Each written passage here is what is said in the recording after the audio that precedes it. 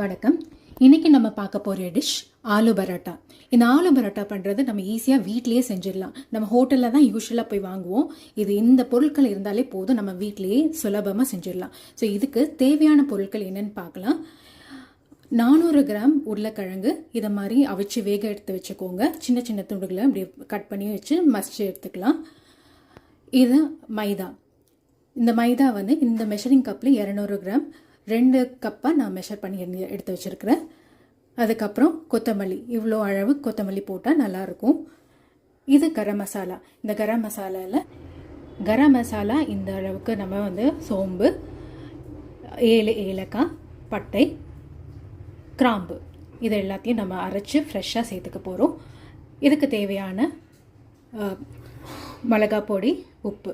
So இதை எல்லாத்தையும் வச்சு தான் நம்ம இன்றைக்கி ஆலு பரோட்டா ஈஸியாக நம்ம ஹோட்டலில் வாங்காமல் வீட்லேயே ஈஸியாக இந்த பொருட்களை வச்சு நம்ம செய்யலாம்.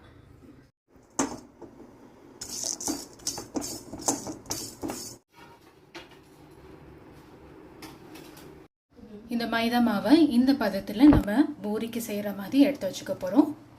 அதோட உருளைக்கிழங்கு, இப்போ பார்த்த உருளைக்கிழங்கு இந்த மாதிரி நான் மசிச்சு வச்சுருக்கேன். கொத்தமல்லி இதை மாதிரி சின்ன சின்ன இலைகளாக நம்ம இதை மாதிரி நம்ம எடுத்துக்க போகிறோம். அதோடு இதுக்கு தேவையான அளவு உப்பு, மிளகாய் பொடி, அரைச்ச வச்ச கரம் மசாலா பொடி. ஸோ இது மூணையுமே நம்ம சேர்த்து மாவை பசைஞ்சு வச்சுக்க போகிறோம். இந்த மைதா மாவை இந்த பதத்தில் நம்ம பூரிக்கு செய்கிற மாதிரி எடுத்து வச்சுக்க போகிறோம்.